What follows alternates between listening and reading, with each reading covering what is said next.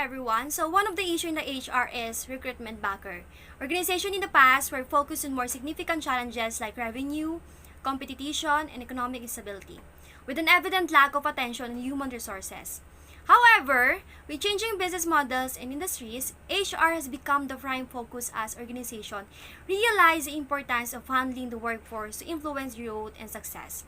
With this, the responsibilities of human resources teams such as attracting top talent, building a positive work culture, creating the right job roles and opportunities, ensuring continuous training and development, fostering strong performance management, and offering attractive compensation, have also grown considerably with great responsibilities.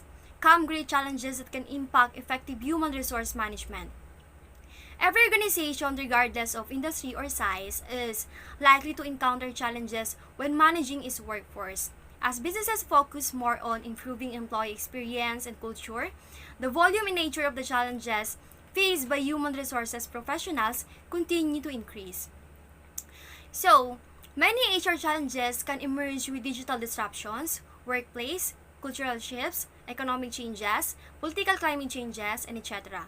For instance, the year 2020 put forward an enormous challenge for the HR departments to create, tackle, and manage efficient remote workforces for businesses to keep running successfully amidst the pandemic.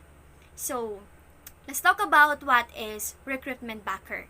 So, the backer system refers to a legitimated practice in the industry where an applicant seeks a backer or a patron to recommend him to a managing agency to launch his future career. This practice, however, is governed by characteristics that define the power relations among the social actors. Well, we are certainly familiar with what they call the backer system or the padrino system, in which the person gets a job because she has a relative in the company being applied to. I'm one of those people who wanted to combat this kind of attitude not only in the Philippines, but also in the whole world.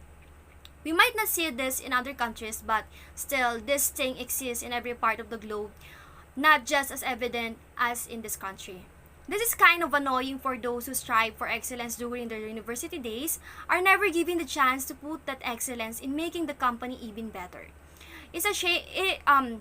It is a shame for Philippine human resources departments because, as compared to other countries, they almost depend on the commands of those higher level persons who have given them the recommendation. Economically, Padrino system is obviously challenged. Mostly this is caused by the cultural value that has been inherited from the Spanish. Filipinos cherish the ancestral trait of bayanihan, which means cooperation.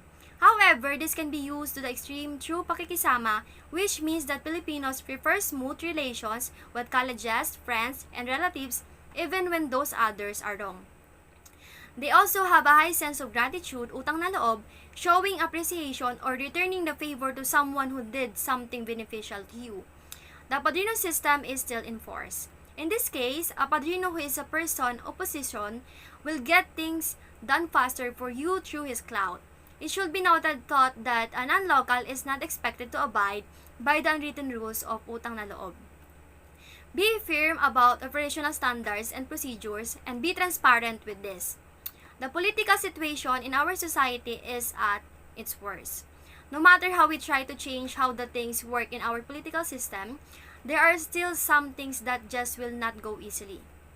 More and more officials of the government, no matter how they are placed in the government, surrender to transaction full of inconsistency. The honesty infused to us seems to be disappearing because of the overwhelming effects of materialism and the compound effects of socioeconomic conditions. Our excessive desire to own more wealth and money made the virtue of honesty to be a thing of the past. The padrino system is the main cause of graft and corruption. So, why you find a backer? You graduated 5 years ago. Your certificates are more about to expire. There never been a slight chance of employment in sight. You have a relative that employed in one company. What do? It is almost inevitable to ask for help. At least with this help, there is a slight chance that you will be employed. That is just one case. There are countless moments that prompt us to use this backer system. Some of the college students now has backer already. Once they graduate, they will guide it from the start until they board their vessel assignment. and some they will go through longer times of uncertainty if they don't have the kind of help. So there are some reasons why you need a backer. The first one is you constantly being rejected at the application process. Some agency does not accept an application if there is no referral from within the company or other trusted person. The next one is your certificates are about to expire. Your certificates are about to expire and you have to not gain any experience yet. And the third is you're getting old. It's been 10 years since you graduated school and there is no employment opportunities for you. And the last one is you have a friend or relative that is already employed. You see this chance to ask for help from your relative or friend and in turn refer you to be employed. Also, there are some reasons why you don't need a backer. So the first one is you are in a scholarship program. Companies shoulder the fees of your academic requirements at a selected school, and they will provide 1-year apprenticeship to complete your bachelor's degree. So the second one is you pass the screening process of a particular company. Entrance exam conducted by companies are selected some schools and immediate deployment after successfully passing the screening process. So the last one is you pass the regular application process. So here is you are accepted as an applicant through regular application in some agencies. So talented and best fitted applicant will be hired if there is only quality. Unemployment is one of the major problems faced worldwide. It is now a reality that the unemployment of qualified and employment of unfitted due to the Padrino system are constantly growing side by side with all these technological advancements. Steps in eliminating the system should be taken seriously by the society. Padrino system is corruption. Cheating at school is also something that could lead to corruption. So, it is not only the government or in the big companies. Even having a paid driver license is a form of cheating, which is similar to corruption. If we want to stop corruption, we should stop just looking from the top, but start concentrating on problems at the bottom as well. We should look into our bad habits. So please don't teach children how to cheat. Teach them how to work hard. Teach them how to do their work properly. No matter how much a small deal with cheat, it can lead to behavior which can disadvantage so many other people. Discipline should be inculcated at an early age. If people are not taught how to follow the rules and regulation when they are still young, they will be shocked to realize once they enter the adult world that they will have a hard time coping with life if they deviating from the rules that put order in society. Even thought you know someone working in the company that you are applying for, avoid using this connection. The particular reason for circumstance is so unfair for the employees who took effort in finding vacancies in companies and did their best in their application. To further explain to you the issue, I have prepared a video about Padrino system.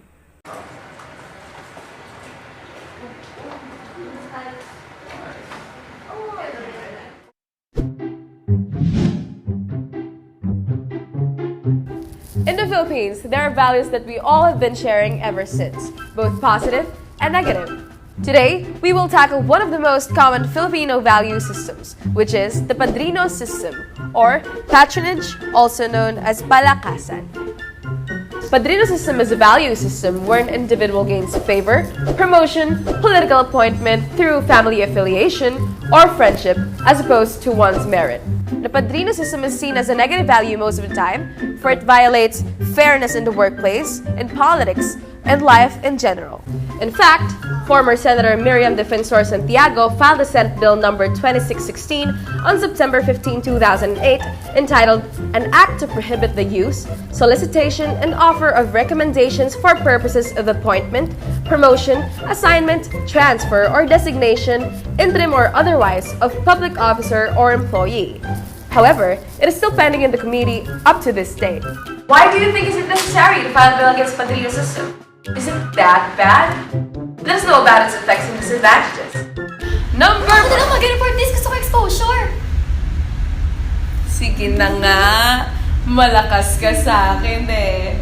Huli ka, Padrino! Now let's tackle its disadvantages in the business environment.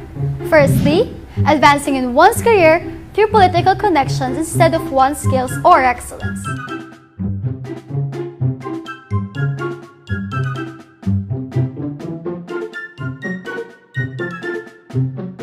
alright, sige. Don't call us, we'll call you. Next! Uy, di ba ikaw yung anak ni kumpare? Opo, ako yun. Kamusta naman kumpare ko? Okay lang po.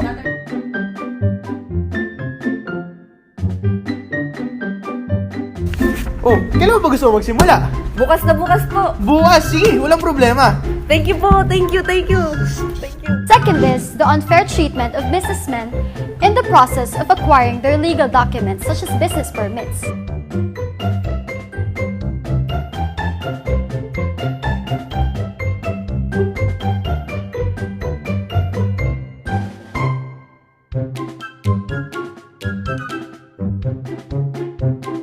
And lastly, violators of business policies easily getting away with their offenses.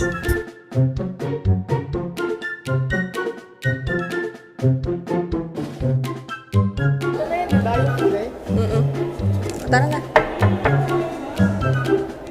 Uy, wag na pala tayo dyan. Department pala yun ng anak ni Mayor. Oh my God, ang guwapo. Halika na. The Padrino system is a hindrance for proper business conduct. Not only does it promote inequality and unfairness, but it is also in conflict with ethical business behavior. Hindi tama. Dahil kamag-anak mo si Junjun, siya na yung kukunin mo. Hindi rin tama na dahil bata ka ni Mayor, malakas ka na sa munisipyo. Hindi porket ka-broad mo si Kapitan, mabilis ka na mga all-barangay clearance.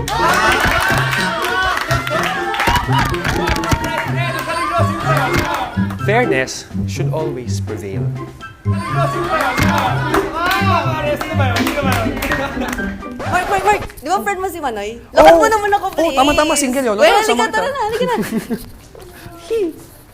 Huli ka, Padrino.